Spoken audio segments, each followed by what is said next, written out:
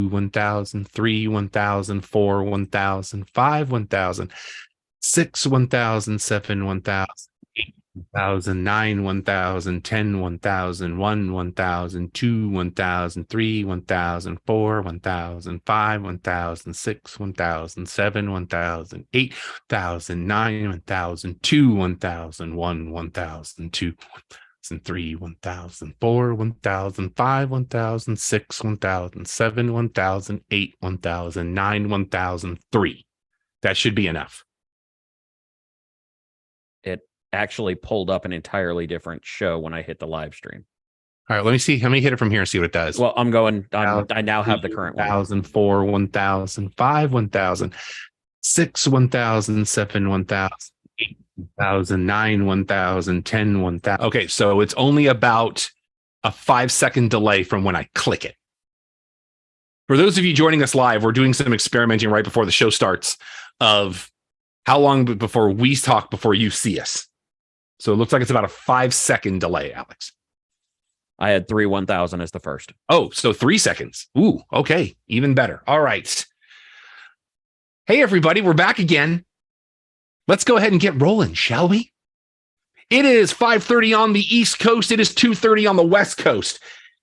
It is the 4th of June in the year of our Lord 2023, Season 5, Episode 2. 167 times you have been welcomed, as we say, to the Cheap Popcast, your one-stop shop for all things professional wrestling live. If you're with us live, I mean, you're watching, we're recording it live. So even if you're watching it later, it's still live. Welcome. My name is Rob. I am the executive producer of the Cheap Popcast. And we're 50-50 for next week. And I'll explain why here in a little while. That way from me is my co-host and a man who always seems to have the best t-shirts on the show for the most part. He is Alex. Hey, brother. I wouldn't say that's universal, but I do have a lot of good shirts. For the most part. And in case anybody is watching and they want to interact with us live, we do have the chat up and running, so feel free. Yeah, we do. That way, bottom of your screen is the official fact checker of Sooner Gator Productions. And a man, I can't see his shirt, so I can't say. You may know him as Igbunu, but his mama named him. Let me finish the intro, Don. His mama named him Don Ford. I'm going to call him Don Ford, and now I know what the shirt is, so the whole thing is moot. There he is. I didn't say anything. I was just adjusting my seat. But I got some big news since this is wrestling talk. You ready? Sure. I'm going to Live Aid just a little bit late because I'm going to Wembley Stadium. Those are my tickets. I'm going to All In England at Wembley. I am going. Me and the Fantastic Faith got it worked out. We're going to Wembley. I appreciate what he just did. The setup just didn't work. Like, I knew where it was going, but there's people in the Empire right now that are like, why is he talking about Live Aid? We even have people in the Empire that don't even know what Live Aid is. Oh, there's a number of us who aren't alive. No, you can't say that. You were 3. I remember that day. Okay, fair enough. I remember because it was in 1986. But Don, I want to give you a little sneak peek. Yeah. The reason that it doesn't matter that you didn't say anything, but you stood up is the fact that all 3 of us are on the screen. Okay. It's also fair. I know. I just did my joke. But yeah, we were able to, I screamed and yelled at Delta because they had to adjust our flight. So I'm saying, hey, you adjusted it. That don't work. We need to move it back 3 days. And so then we got the flight changed, and then we got worked out. We went on the AEW website, and we are booked. We're going to be in the corner section right off the floor. We're going. Okay, here's what I expect. Okay. What I expect a number of pictures to be posted to our social media, because there are 2 activities that need to be captured for posterity. One applies to this show, and one applies to the other show. Okay. All right. Yeah. And we're going to sit down and we're going to work out all the logistics to this. Yes, we are. Because this is a big deal, because this show will officially have gone international from a live experience standpoint. It has already done that once because of the cruise. Yep. Technically twice. But more than one person on this cruise. Not to Europe. Not to Europe, though. I understand that, Don. Yep. I know where England is.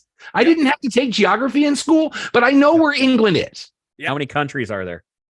3. In the realm? There's 4. I missed one. Oh, because there's Northern Ireland and Northern Ireland. No. It's because it's Wales. Oh, I counted Wales. I didn't count Scotland. There you I go. gotta get my King MGF signs or MGF for King. I think that'd be kind of cool. I'm thinking about doing that. But again, I can't endorse this. I will not universally allow this. But I sign. see what It's he's not exist. doing, and I Yes. appreciate the effort that's being put forth. and But it Alex, has to be done in Burberry print if he does it. and Alex, we'll figure out how we could do like the WhatsApp, so I can send you pictures of what you want me to buy for you there. What they have. At that point, anything is good. Yeah, but Remember, I I just, We'll get told that you that. squared. I said that to you, Don, and you and Faith. I said just he will believe he will be happy with whatever you can find him because you know where his proclivities lie. but here's the thing: Alex can be picky on shirts, which is fine. That is true. He's also He's not 100% right. I just Mhm. want to make sure I'm going to show pictures and say which one or ones do you want me to get. I appreciate that thought. Yeah, so we're going to go. But yeah, You could Face just I would say send it to him. Don't use WhatsApp. Just send it to him on Facebook Messenger. okay, I can do that too. That way you don't have to use the roaming charges for your phone for the text message. Yeah, well, I think they're actually Hashtag linked solutions now, too. oriented. I know, but WhatsApp is the same thing where you can do the same. Right. It's owned by Facebook. Okay. All right. So we can message. I'll do that. But WhatsApp's a whole different thing. I don't use WhatsApp because I live in America and we're the only country in the world that apparently doesn't use it. Yeah, we're So- going to be right in the corner, about 6 rows off the floor, no one in front of us, that kind of thing, right on the edge. We're set. So we're face pumped. She goes, I can't wait to see Jungle Boy out there and Kenny Omega. So she's pumped. We're going to. All right. It's been a heck of a week in our sport. Let's dive in. I can happily say there were 4, this many last weekend, non-regular shows. I watched every minute of all 4. I watched Under Siege for a week ago, Friday night. Saturday, we did a deconstruction, which I thought we did a very solid job on for Night of Champions, available right here on our YouTube channel. That was a lot longer of a show than I had anticipated. Me too. Speaking of which, last Sunday, Don, did you get to go to Double or Nothing at your local AMC? Yes, we did. Because we did too. You did? Alex and I went over here to Stonebriar. Okay. And we're 2 of about 10 people in there. And then, let's get to Dynamite because I want to tell the story of what happened. The one we were at in Arlington, it was a smaller theater. That's what I was the like. equivalent of like. Let's talk about it when we get to AEW. I said, but we had a good crowd. We had a good crowd at ours. There's a story I want to tell. Okay, all right. No major headlines, so let's dive right into Monday Night Raw. Congratulations to Omos. He got married this weekend. So Congratulations. talk to him. Did not recognize the name of the lady he is married to, but they're married, and that's the thing. I had one thing ruined for me before I watched Raw, and it was what happened when Seth Rollins got in the ring. But only Seth Rollins in the next segment on that show could sell splitting his pants like he did. God bless you, Seth Rollins. I just also loved that AJ flat out called him out about it. Well, did they overlapped in Ring of Honor, didn't they? Yeah, they were there at the same time. So when he was Tyler Black, they had to have. I know that they worked indie dates, but I don't know if they overlapped at ROH. Don, would you mind looking that up? What's the thing? Did AJ Styles and Seth Rollins as Tyler Black overlap in Ring of Honor? Okay. Are we going to get Lita back? I know she made a surprise appearance at an indie show this weekend, but dear God, how long are we going to stretch this out? Well, according to everything I've seen, the answer to that is no. But who's going to back up Becky now that we've got Zoe Stark involved? Talk about a spare. Like, I will never down somebody because she's at least got enough talent to be with the company. Just not my favorite. Interesting is watching paint dry. And unfortunately, it's in the same level, and I don't want to jump too far ahead for NXT, but it's the same way I feel about Tiffany Stratton. Absolutely athletic, complete and utter physical talent. Let's put a pin in that because I do have a note. Yeah. So Maxine's face now? I guess. Apparently, Otis just has that effect on people. Because she did have shush on her gear Monday night, which I just started following her on Instagram. She's a great follow. Mhm. Got some great stuff out there. Big fan of the Maxine. Graves kind of broke me when he was like, I'm sorry, I wasn't paying attention. I was listening to the Manning cast. And then he referenced MST3K. So I can't hate on Graves this week. My problem is I can't with Graves because it's like 98% garbage and then 2% that. And it's like, that's not enough of a balance for me. But it's still, we have terrible. to give where credit's due. Yes. Well, remember, you're the one that is the optimist who focuses on that. I unfortunately deal with the miles and miles of poop from Graves. I don't like this new Imperium theme. I don't like it. It cannot compete. It cannot compete with the original. But I will say there's at least enough of the original in there that I'm like, yeah, okay. Did you see Gunther with the HSO this week? Which one? About Mania next year? The Brock line? That he wants to headline with the Intercontinental Championship? No, I didn't see that one. Yes. He says, I want to build this title up so much that it has to be the main event of WrestleMania. And to that, sir, I say all the best of luck to you. All right, real quick. AJ was originally in ROH, the big time from 2002 to 2004, and then came back for a little bit to 5 to 6. Rollins did not come to ROH until 2007 to 2010. Oh, fair enough. So they missed each other by a little bit. Just by a little Thank bit. you, Don. Yeah. I would also, my last note for Raw is this. And new boo! Mm-hmm. And now I'm reading that they're the ones that convinced that booking. Oh, it's even worse than that, sir. What are you talking? It's even worse than that. Apparently, Ronda Rousey and Shayna Baszler now have creative control. No, they don't. It's only one of them. And it's the former of the two.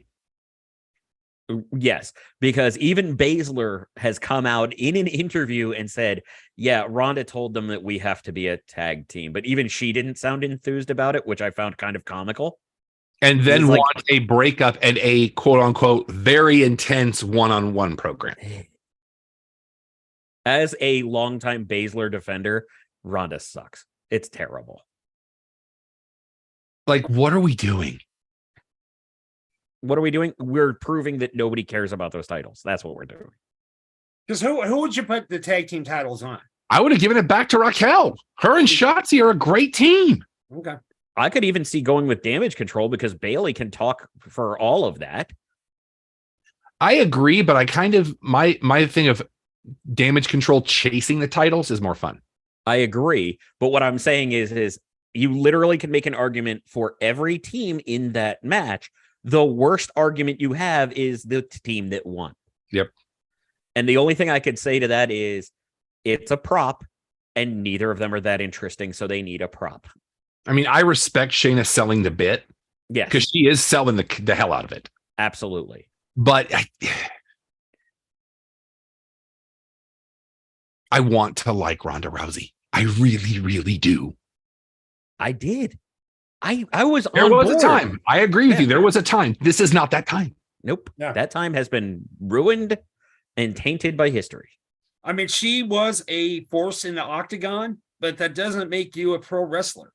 There's been Alex, I want you to say to Dawn what you said to me as it pertains to that, because it's a very valid point. I that's what I was putting my finger up, and I can say you may lose me. Connectivity is looking a little bit rough. Ronda Rousey is the most overrated fighter of all time because there were two people you put on that. It was her and Carano. Okay, because I want to be clear. Who both got pushed to the moon in UFC and in, I want to say it was it Bellator? I think it was one. Pride? Okay. But it might have been WEC. Okay. Now that I think about it. But the gist is that they were two attractive women who had one particular skill. Yeah. And were fighting Denny's waitresses and substitute teachers. And the moment there was actually talented fighters, they got destroyed. Now, Carano was smarter and saw that wall coming and got into acting. Ronda stayed and got her head kicked in for like 6 fights in a row, thinking, oh, I can just toss somebody around. No, you can't. Not when somebody's a BJJ black belt coming in there. And that's why Holly Holm, who even in her words said, I have never thrown a successful head kick. Apparently, her jaw's not that great. Yeah. I'm just saying that she was Ronda Rousey is a phenomenal judo grappler. Yeah. She was an overrated, overhyped MMA fighter who never fought anybody with skill. And as soon as she did, she got destroyed. And she is a good submitter. She could put that arm bar on and make about anybody tap out. But like Alex was saying, in those days, the level of fighters in that division was not what it became. Yeah, I understand. So none of them were wrestlers. Yeah, they were all former boxers. I was also one of those guys that was like, I can't believe this. You can see it coming and you can't stop it. Hindsight being what it is. But if you said, I said she was a force. I didn't say she was a great. But at the same time, is I want to say in the same way that I would be a force at a preschool's dodgeball tournament. Yeah, I'm just saying she was a force. But what I'm saying is I don't even want to give her that much credit. You have stated that. I completely understand it. I'm not saying she was the best champion ever. I'm not going to ever say that. And I agree with a lot of your points. I'm just saying that she was a great force and she kept the company for a while. She was a notable name. Yeah. But in judo, she's great in, but that doesn't make her a good wrestler. Yep. You know, Ken Shamrock. Ken Shamrock was good all around. NXT Battleground was a thing. I ended up watching that Monday morning. I'm mad that I watched that. 2 hours and 15 minutes of it. And it was still too long. So it was basically an episode of NXT. Only somehow the same. Yeah. Unfortunately, that MLW is off the Reels network or whatever now. Mm-hmm. So I can't see Microman anymore, which I liked him. Who apparently now has the attention of the Guinness Book of World Records people. Really? Okay. Apparently there's a guy in NXT named Caleb Balgard. Also known as Kale Dixon. Yep. He will be on this year's The Bachelorette. Guess he didn't win. We don't know. Yeah, it's also fair. Kenny King's somewhere yelling gimmick infringement. Yep, he did it first. Yes, he did. Should make a wrestler being like the Bachelor. They already got the Maximil models. Maybe do like the Bachelorette with a guy with women trying to break his heart and he gives them roses after each win. You know, he wins a match and he gives no. I was going to say, I feel like we tried that with Los Lotharios and it failed. I'm just saying. I'm just sorry. We might get a Bachelor guy now because I said it on the show and people listen. So, I mean, sorry, guys. No. God, I hope they don't listen to that part. Isn't every steel cage weaponized technically? Technically, yes. It is a weapon unto itself. Okay. And then sometimes they're not very good. Because if you get thrown into a cage, it's going to hurt. I don't care. Skin on metal is never fun, regardless. Yeah, that is an accurate statement. Yeah. Alex mentioned Tiffany Stratton. Man, I really hope she can elevate with that title because, wow. Yeah, here's my biggest concern with that. She's not interesting. The fact that the terrible cuts are what they got for the commercial, and they couldn't improve on it. This might as well be Dollar General Mandy Rose right now, or Chelsea Green. I'm not even giving Walmart brand level. Oh. This is rough. But like I said, she's got the Hall of Fame music. She's got she's got Vinci's entrance video. It's like part of me thinks if we can just change the gimmick and give her a character to work with, it will help. But man, we got to do something. We've got to do something. It's giving me a very stupid question just because I never watched it and I don't know if anybody on this show right now has. What was the Paris Hilton show years ago? Which one? There was the real life or there's My Best Friend. Did not know that there was more than one. Yeah, she did whatever a the bunch. first one was. Oh, that with her and Nikki. That was the real life or whatever. No, the first one she did was her and Nicole Richie. But my point being is I feel like they're trying to shoehorn something like that to an audience that hasn't been alive long enough to know about that show. So now it's just vapid. It's not working. Not for me. Like, I appreciate them giving her the shot and saying, here's the title, do something with it. Like, show us. Yeah, I appreciate people getting opportunities. It's just not starting well for me. It's just not. Especially when you're overshadowed by someone genuinely talented coming back. Blair Davenport is the woman in the hoodie. Very anticlimactic. Like, I knew who she was because I watched NXT UK. Mm-hmm. What I was hoping for is homegirl that was in the ring that turned on Ivy Nile Palmer, because the coven got in her head. I was hoping it would have been, oh, it's me. Like, do that bit with it so you at least have somebody established. I honestly thought that's where they were going with it as well. So did I. But I'm actually, obviously, we tend to be a bit more informed on things. I'm excited that it was Blair Davenport, Bea Priestley, whatever. I like her. Don't get me wrong. Because she's immediately the most talented person on that brand. I just feel like from a storytelling standpoint, it's a waste. It's blah. It's like she pulls off the thing. That's what the crowd does, because maybe 10 people knew who she was. And then until you said it, the Bea Priestley thing didn't click with me. So because I've heard Blair Davenport for so long, it didn't click me that that's Bea Priestley. And then maybe another 10 people would have known that from some of her other work. Give me something that establishes that. And then maybe you bring her in as the person that's like, hey, you've done this to all these other people. Try it on me. And that's how you build that story. May I try to fantasy book to save this and maybe even possibly call what they're going to do with it? Okay, go ahead. So, as we said, not many people know who that is. There's a reason UK didn't continue on, among other things. But here's where it goes in. It's like, yeah, you may not know why it was me. You may not know why I did this, but here's my hit reel, and just let it run through all of the great matches she had with Japan, all the great matches she had in Europe, all the great matches she had stateside, where she is just wrecking women. And then have it be like, this is my MO. I show up and I hurt people. That's your lead up, blurring out her face, and you just see her destroying people, and then the reveal.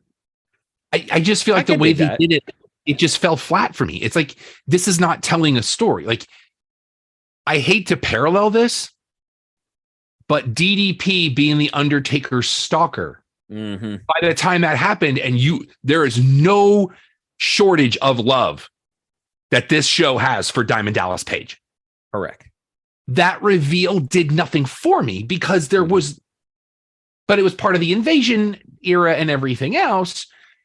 I just feel like this could have been done better. And then now we have found someone else that Baron Corbin's going to get fed to. Is he a coach at this point? No. I want to add before we go to that, just so it's correct. The big show that Paris Hilton was known for was called The Simple Life from 2000. Simple Life. So Real Life was a VH1 thing. And then she had the MTV thing where she gets her best friend. Paris Hilton's my new BFF. And then there was a World According to Paris. When did that first show run? 2003 to 2007. That's what got her famous. Was A Simple Life. Well, something happened before that, but said that's the first show she had. Yeah, that's the first show that got her notarized in most of the world. There was something before that, Don. Well, if it's one thing, but put her on the map. Yeah, it was about the same time. Yeah, exactly. I'm just saying that she gets the show because of the other thing. I apologize. My internet cut out a little bit. What was the years on that first show? 2003 to 2007. Is that right, Don? Simple Life. Yeah. Okay, so almost 20 years. Got it. It's her and Lionel Richie's kid living on a farm. Yeah, Nicole Richie. Yeah. 20 years. But the other, in going back to it, the last point I wanted to make on that Blair Davenport aspect, I also don't care when the person who calls her out in the ring is a spare. I mean, it doesn't have to be the champion getting wrecked, but give us somebody who matters. Or just use that, like, again, as the catalyst. Exactly. Let's see. Double or Nothing was a thing. And I want to ask Don a question. Yeah. Because there was something going on during this show. And let me first go to what happened. So Alex and I are there having the time of our life. Right in the middle of the Four Corners match, because they were watching it on DirecTV. Is that the feed that you guys had at your theater? It might have been. It just Okay. came in or whatever. I don't think I started DirecTV, but Right in the middle of the Four Corners match, this big box pops up on the screen that says your receiver needs to be refreshed and will be off for about 10 minutes. Please click a button. And we're all like, no. So I have to run out into the lobby and grab somebody. And it's the bottom quarter of the screen. We can't see anything that's going on. Okay. And it took them like 10 minutes to get the thing off the screen. You're talking the title match with MJF? The Four Corners match, yes. Okay. Yeah, we didn't have that problem in ours. Okay, good. Yeah. So, but I believe we have a missed opportunity on this show. Okay. Did you notice anything? I don't even know how to do this without just saying it. Was there anything that happened through the entire show that you would have said, oh, that was a missed opportunity? Because I don't know if you noticed this, but once Alex and I noticed it, we couldn't not see it for the whole rest of the show. And which, I think by the they way, were actually using 4 hours. Was there someone in the crowd or something? Kinda. Okay, so looking at the ring, okay, from the camera angle. Yeah. Back left corner. Okay. There was a cameraman that stayed in that area the entire show. And as we know, most cameramen will roam around the ring, right? Yeah. This one cameraman was in that corner the whole time, entire body covered but his eyes. I saw that. And the entire show, Alex and I are like, that's got to be something. Yeah. Somebody there's that guy's way too covered up, and nothing ever happened. I know. I saw the guy too. I'm like, I thought, was it just for that match? And I saw he's there again. And then, and the whole time we're like, is he really filming anything? Because he never really moved. And there were a couple of us like, okay, that's his camera. But man, I wanted, if you're going to bring Takeshita in somehow, do that. Well, I think that's what they were trying to do, and they just failed with it. Okay, I first noticed him during the match with Adam Cole. Baby. And I thought maybe that was going to be Britt Baker in there. Way too tall. And way too thick. Yeah, I just thought my thought process was it was going to be one of two people. One of them, they would have had to switch him out because I thought that's where you would have brought back CM Punk. Or somehow, some way in that four pillars match, MJF was going to win because of that cameraman, and then you revealed to be Sean Spears. So here's the thing. Blood and Guts is coming up. We know who the fifth member is going to be for the allegedly. They haven't advertised it yet. We know we're just working off of the calendar. Right. Yeah. Basing on what we know of the history of Blood and Guts, it would happen this month. Okay, now my question is, who now they could get the fifth person in on one side? Do you think CM Punk joins the other thing because of the Jericho because of the elite, and they bring CM Punk to try to mend them, or who? I said that would be the ultimate booking.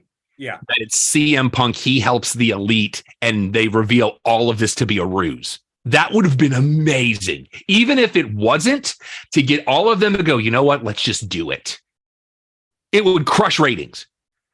But you've got the elite, you've got Page, you got Omega. So the Bucks, Page, Omega. And we've already kind of teased who the fifth one is this morning. Who's that? Do we want to save that for New Japan? Let's hold on to it for now. Okay. I would still say Bebe. Because he has passed with them. Yeah, with the Bucks. He has a past with them. Mm-hmm. Yeah.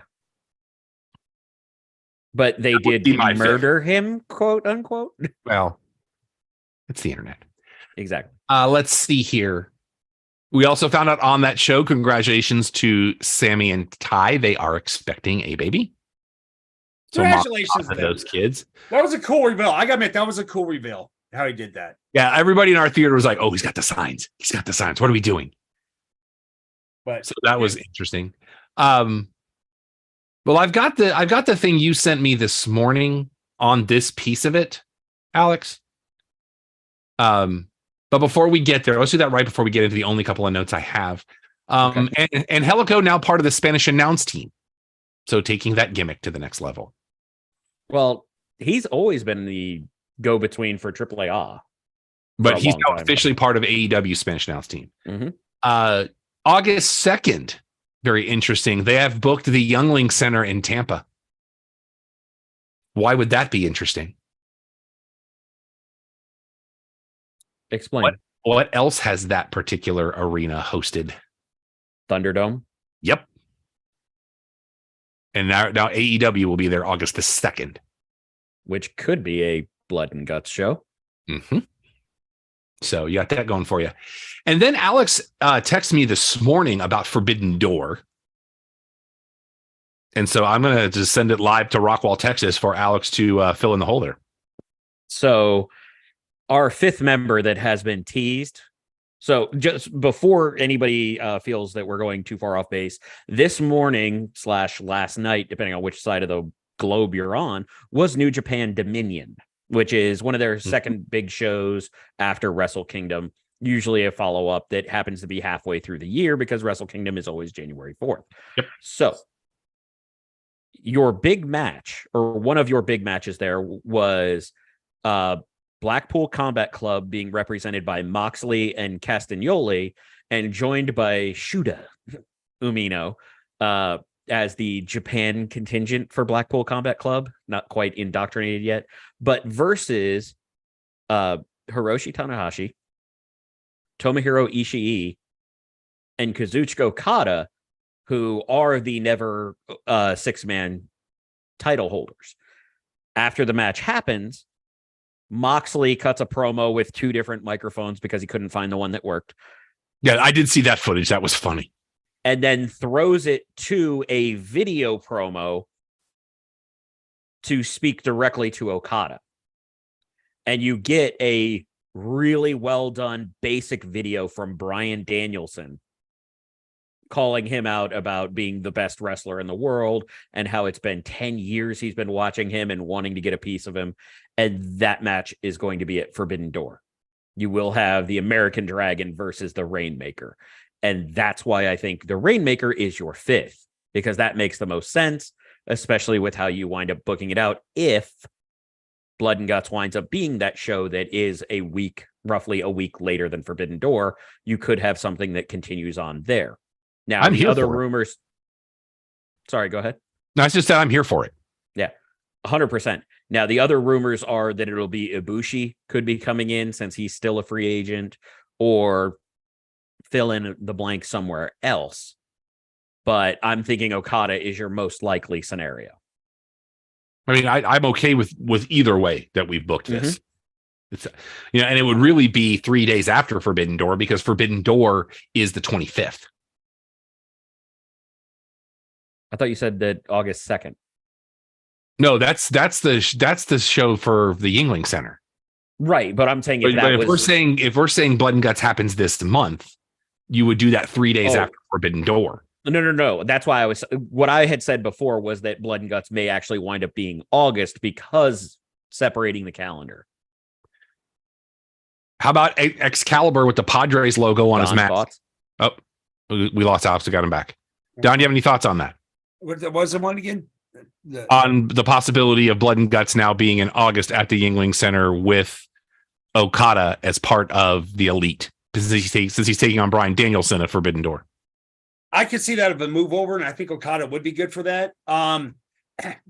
Just as long as we get the yearly match, it being we're gonna get it. There's no doubt in my mind. Yeah, because it's always been. I remember it was late June last year, beginning of July the year before, around there. So, but even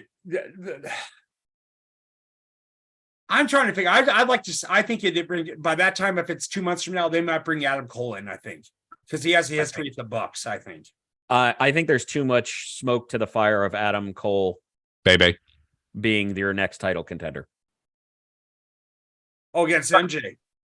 Oh yeah, I do like that Excalibur had the Padres logo on his mask. That was cool. That was a nice touch. And I want to let Don Callis know. Uh-oh. If your new family cuts the Elite out of all Elite Wrestling, it will just be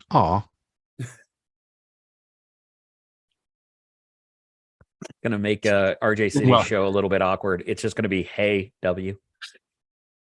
You're welcome, internet. Hmm. NWA Crockett Cup is this weekend. I have no idea what happened last night because they told me I can't have the pay-per-views anymore with NWA All Access, so I'm not paying for it for another year. Okay. But I do know that if Camille wins tonight, she will hit 2 years as champion. Well, there was one interesting thing I thought you would have read because it popped up in my social. Go ahead. Can we agree that Ricky Morton has basically been on a farewell tour for like 15 years now? Yeah. You're being conservative? I am being conservative. Well, he and Carrie, the Mortons, Mm-hmm. are in the Crockett Cup. I And think they told last year. but they were telling an interesting story because Kerry Morton, now your junior heavyweight Mhm. champion, Has been for quite a bit now, hasn't he? has been for a little while. He's had it for a while. But the idea is he was working incredibly heelish, even more so than he had been lately, and kept hitting finishers and then going outside to get the title just to rub it in. And Ricky, being the old face, no pun intended, stopping him until finally the match ends with him taking the title away from Kerry and then decking the other team with it, thus making the Mortons heel. Ooh, that is new Yeah. information. All right. Yeah, he was even doing the stuff in Irving and South SWE and Fury in Texas here. He was here he has 6 month stint in. Kerry is supposed to be taking a loop through here in the next few weeks. I don't know what happened to the organization. It lost the TV and everything, but his son was there. That's why he was wrestling with the son. Mm-hmm. Yeah, but Kerry, being the NWA junior heavyweight champion, has a tour coming through our area in the not too distant future. The friend of the show, Barrett Brown, has been calling him out for a match. Did you boys see who showed up at the MPX show last night? I did not. Dressed up as Luigi. I did, actually. Then I did not realize that was at MPX. Yep. Pseudo friend of the show, Leva Bates, was in town. And with the great post of, you just got a Luigi. Congratulations to Mickey James. She will be inducted into the Cauliflower Alley Club Nice. here. And it's like a wrestling hall of fame. Okay. It's a very legitimate Mhm. wrestling hall of fame as opposed to WWE's. And they are giving their Lifetime Achievement Award to one Ron Simmons. Nice. How long So is she supposed to be out now? Did they estimate on Mickey James? I don't think she's coming back. I think she's done. If she wanted, they said it's at probably close to 8 to 12 months. Oh, so it'll be, yeah. Okay. So she gets to it'll let be- her husband carry things for a while. That is true. Let's see. Matt Cardona has now inducted a women's internet champion, Really? and her Yes, name he- is Steph DeLander, formerly Persia Parada in NXT. Mhm. She currently wrestles for Impact. And is very close with the family.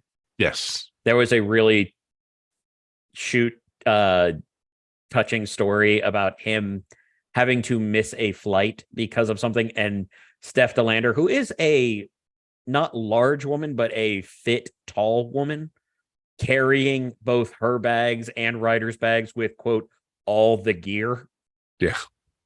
to make sure that they didn't lose anything when they had an issue at home. And when people take care of each other, it's always a good story. I only have one note from Impact Wrestling. 841 sounds like the most confusing bowling situation ever. Like, I get what they're doing with it, and I think it's kind of cool because what I like about it, coming up this Friday, by the way, is Against All Odds. Don, do you know what we're talking about with the 841 match? No. Okay, so here's what's going to happen. It starts out as an 8-man tag team match, right? Okay. The winning team now turns it into a 4 corners match. And the winner of that match is your number 1 contender. Okay. Sounds a lot What? like something we've pitched on this show. What I like about it is if you look at the teams, they're mixing heels and faces. So you can't go, well, that team's going to win. No, I do believe the team Aldis is on is going to win. But I think it's a cool concept, badly named. I am shocked. We need to take our credit for this, though. We hypothesized this type of a match over a year ago, and we know people that are booking for Impact. Come on, E. Just give me the credit. Just give us credit. Championships. I can't hear anything you're saying. I just want somebody to bring back the championship scramble. Yeah. I don't care who it is. I don't care if it's AEW. I don't care if it's WWE. I don't care if it's reality of wrestling. I don't care who it is. Somebody bring back the championship scramble because it's fun. And do it. May I go one step further? Do it for the X Division title. Most of those guys are just flipping around anyways, and it gives everybody a chance for a spot. Quick New Japan, Bishamon are your new IWGP and New Japan Strong Tag Champions. And once they won the belts, they were attacked by Kyle Fletcher and Mark Davis, now known as the Bullet Club War Dogs. No. Kyle Fletcher, Mark Davis are Aussie Open who had to give up the titles, which is why it was an open thing between the two teams. They are now part of Bullet Club. No, not Bullet Club War Dogs. That is Alex. That is Alex Coughlin and Gabriel Kidd. Okay, then the article I had screwed up the whole thing. No. Okay, so real quick rewind. You had Catch 22, who are TJP and Francesco Akira representing United Empire. You had Bishamon in a separate area. Okay. No, I'm mixing up the Clark Connors one. But anyways, Bishamon got the titles because Kyle Fletcher and Mark Davis as Aussie Open had to give it up. Okay. The War Dogs that came out are Alex Coughlin and Gabriel Kidd, who are now, because they're adding a lot of the Gaijin wrestlers to Bullet Club right now, especially the guys who came through the dojo. Like Alex Coughlin, we've seen multiple times with arguably the most magnificent mustache in wrestling right now. And a very good wrestler, but he never had a gimmick. So they were like, you know what?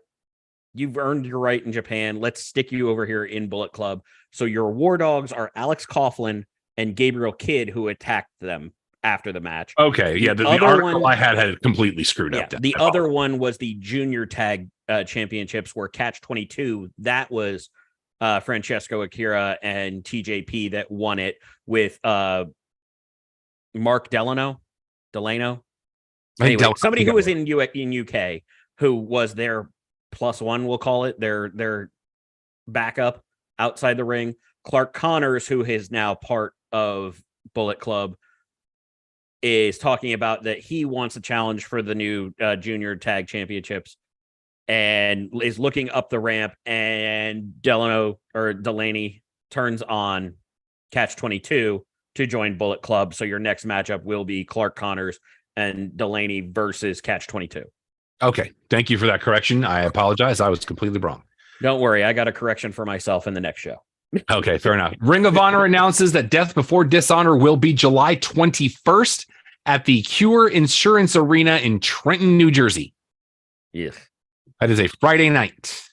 What's wrong with New Jersey? Or just the arena? It's New Jersey. It's Trenton. Oh, okay. All right.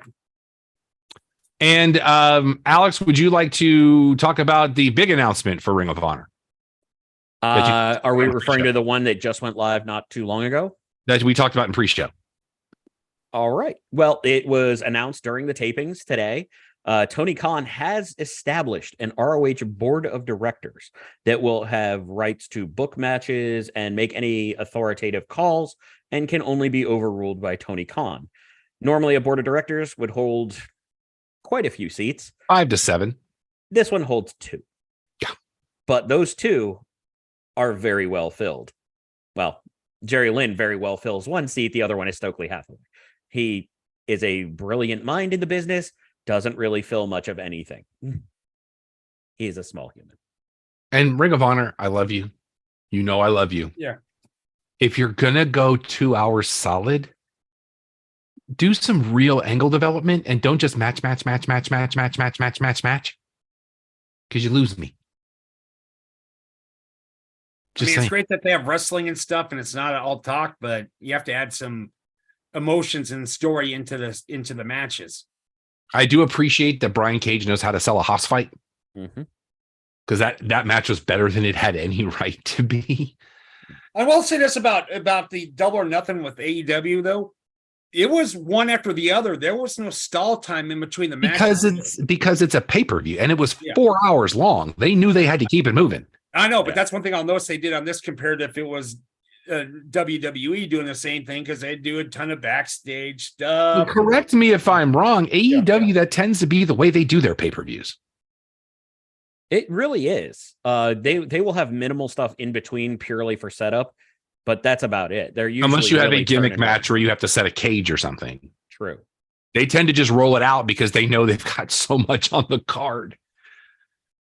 Let's see here. I feel like the New Japan TV title is both cool and not cool at the same time. Please explain to me how you think it's cool, because I despise it. The side plates to me are really neat. How it's a television that has the little play and the little logo on it. It looks like a lunchbox. But at the same time, it's also on Zack Sabre Jr., who is not wide enough for us to see side plates. And it's the New Japan Pro Wrestling World TV title. So it is a TV title for an app that's not on TV. Maybe that's why it looks like a computer monitor or something. It probably is, because it is their and that play thing would be the YouTube logo. It's just, and Zack Sabre better. Jr. gets a pass with me because of Samoan Joseph. It just makes me giggle. That dude is amazing. Riccaboni said that Rocky Romero was Mr. Worldwide. That is gimmick infringement, sir, and I do not appreciate it. There's only one Mr. Worldwide, and his name is Pitbull. And he really will go anywhere. I'm telling you, that story is what gets him a pass with me. If you've The never heard Alaska that story, Walmart did a contest. Mm-hmm. Yeah, the Alaska story. Mm-hmm. Where they were opening a brand new store in Alaska, and the people, the artist that got the most votes on this poll would do a concert there. Well, all the haters got together and got Pitbull to win the contest, and Pitbull was like, "Let's go, I'm going." The way I know that story is a little bit different. Okay. It was that Pitbull would go to your local Walmart if you voted on it. The haters got together and found literally the most remote Walmart available. And the dude showed up and did the full deal. You're probably right. It's been so long since that happened. I just remember he did a show where people didn't think he would do a show, and he gets a pass with me. You can say, "Hey, I went to Alaska." It's just like Metallica on the Justice for All tour bragged out they played in every state in the union, and they've played in Antarctica. But the thing is that Delaware had no arena, so they had to do it in a club. And they said we played every state on that tour, and they came to Billings, Montana, and Cheyenne, Wyoming. That's it. Oh, you know what? Let's talk about that. What? We thought the joke was that you were at Double or Nothing, sir. Missed something. He did not say something about Double or Nothing, and I'm very disappointed in you, sir, because there was a guy right on the aisle when they came out that had a huge sign that said Billings, Montana, and you didn't even say anything about it. I knew him from high school. That doesn't matter. You didn't bring it up. He was 30 years younger than you, sir. You may have known him from high school because you watched his mom carrying him around. Oh, jeez. No, we graduated in the same year. You're talking about education. And I'm just going to say this. Shibata's theme makes me think of Incubus. I love it. But I love how they're like, what was it on Rampage when Jared was like, you only need to hear the first few notes and people go wild. It's because they know it's his theme. Like, it's not like this is new. It still makes me think of Incubus. Speaking of Rampage. Uh-oh. I enjoyed Rampage this week. Championship Friday? Really? Championship Friday. Really? That's what we're going to do? First of all, none of those belts are going to move. Nope. 2, it makes it look like you're biting the chunk of your competition. Yep. Because of what happened 6 days earlier. Yep. That was bad. 3, I appreciate Excalibur saying, nowhere else are you going to find 3 different promotions putting their belts on the line. Like, I respect it, but you knew those belts weren't moving. But it's not the first time they shot on Saturday night, kids. It's not the first time they've done Championship Friday on Rampage. They've done it before. No, I agree, but at least then they did it like during March Madness when it wasn't like after a WWE plea called Night of Champions. Yeah, that was bad. That was or bad the fact that it's the first time they didn't call it Battle of the Belts. I mean, yeah. Well, that's a Saturday show though. But my point being is it's the same show that they do just on a Friday. Right. But I also loved, if you looked at it closely, there was another level of just knowing real world stuff as to why you knew none of those belts were moving. And I said it to Sean when we were watching, and she was like, who do you think wins the first match? And I was like, well, one of these guys has a AAA contract, the other two don't. Yeah. And then it was, okay, well, what about the women's match that's out next? Well, one of them works for New Japan Strong and the other one doesn't. Yeah. And then the next one being the TV title of one of these people works for New Japan, the other one doesn't. So the irony being that the first time we had people working for the same company was the main event, and we knew that wasn't moving. Not sure how I feel about this Aubrey thing. I hate it. I love her to death, but I don't need reason matches. I don't need more Karen Jarrett. That's also yeah, well, I agree with you on that. But number two, though, is it going to be she's the new Danny Davis now, or she's going to be wrestling now? No. This is going to be a one-off, I think, of a mixed tag match, and you know how much I hate mixed tag matches. Main event of Dynamite last week was one. And I hate mixed tag matches. Although I did enjoy the spot with Zack Sabre and Andretti where it was the torture rack sleeper combination thing. Yes. That was very creative, and I very much enjoyed that. Now the question is, has Aubrey wrestled before? Yes. Yeah. Okay. Because some have, some have not. No. She was a very hands-on performer in the Pacific Northwest. That's why they knew of her with Darby Allin, with Swerve, with a lot of different ones like that. They did highlight her very well on The Wrestlers, I want to say it was. Yeah. If you go back to Vice and check out that one, she had a really cool spot where she was part of a match.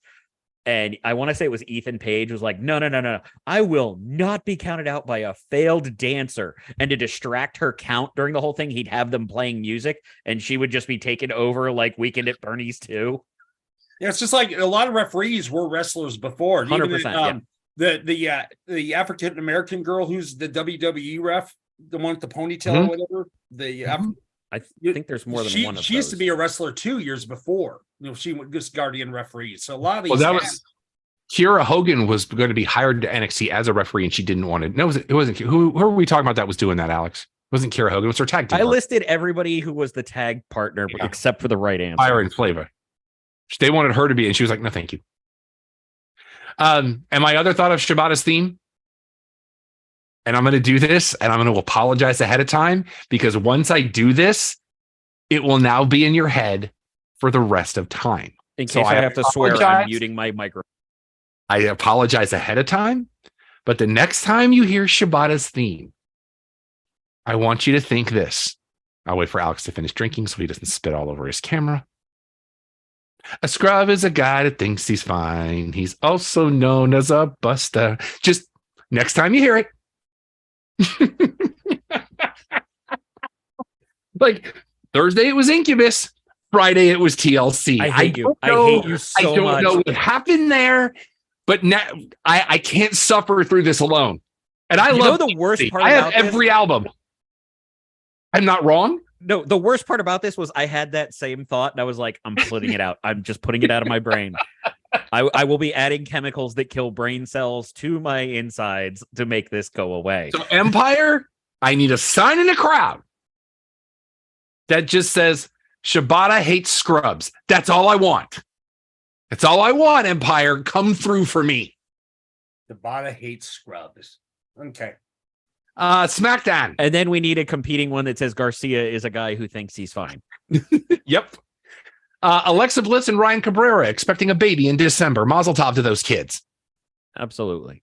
Also, Drew McIntyre, now a U.S. citizen. Congratulations to him.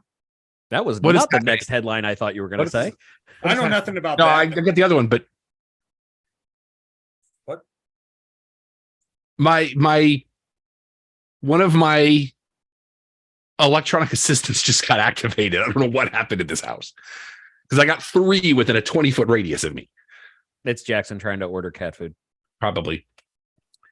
But the other one that Alex probably thought I was going to say, because I said Bliss's first name and she thought it. Okay, that's what happened. Riddick Moss and Emma were engaged last night. And I loved Emma's Instagram post. She's like, I've already said yes a billion times in my head. So yeah. So congratulations to those kids.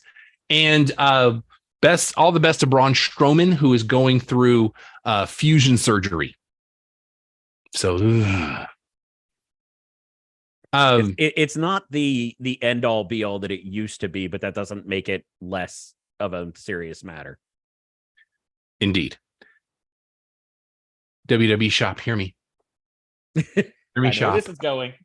I need these Brawling Brutes jerseys on the website, please, because they just keep getting better. And this week's is the best one yet. The rugby jersey was amazing.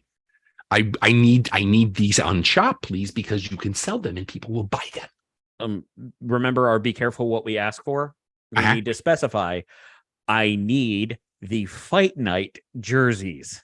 Mm-hmm. I'll take the green Brawling Brutes ones too. I said I was only clarifying for my side. I want them both.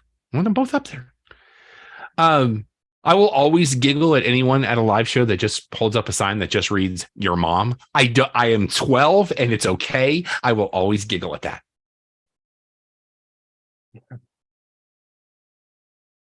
I also believe Alex will not get his wish this Friday night on SmackDown. What's that? I gotta wait 1 week to find out, but I can hope. Because we had the Universal title belt unveiled, which death to the Universal title. There you go. But I still believe Heyman will carry both belts. I just do. And and the worst part was realizing why you're right. Please share. Because he has to have 3 so that he has more than anybody else in the company. I don't see that title going away. I hope so. I hope, because that when we have one belt, we just keep it moving. But I wish they would have done a new belt too. By the way, if Don randomly laughs, I sent him the picture from our Double or Nothing that's issue. Wonderful. Yeah. Oh yeah, that was there for AMC theaters. ... Yeah. 10 solid minutes, Don. 10 solid minutes. It was on screen. Yeah, we had nothing like that on ours. We lucked out. So. To the point where I went out and I told them it was going on and it was still there. And somebody that worked there walked into the theater. I'm like, no, you've got to be up there to fix that, bro. Yeah. And this after to start the show, I had to go out to the bar and tell them that, hey, show's going, but y'all didn't turn it on yet. Yeah. It was like 7 after by the time they got everything up and running, even for the buy-in. That was at Stonebriar, said, not Firewheel. Okay. Yeah, they weren't showing it at Firewheel. First time I was ever at Stonebriar. Okay. Beautiful mall. I was just there the other night. Yeah. We'll talk about that later. Thanks for calling me and letting me know you were in town. Appreciate that. What?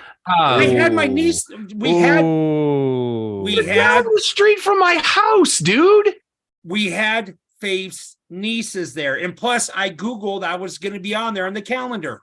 So now you're saying that I'm not good enough to meet Faith's niece. Is that what we're saying now? I put on the calendar. No, it was nieces. It was 2 of them, at least.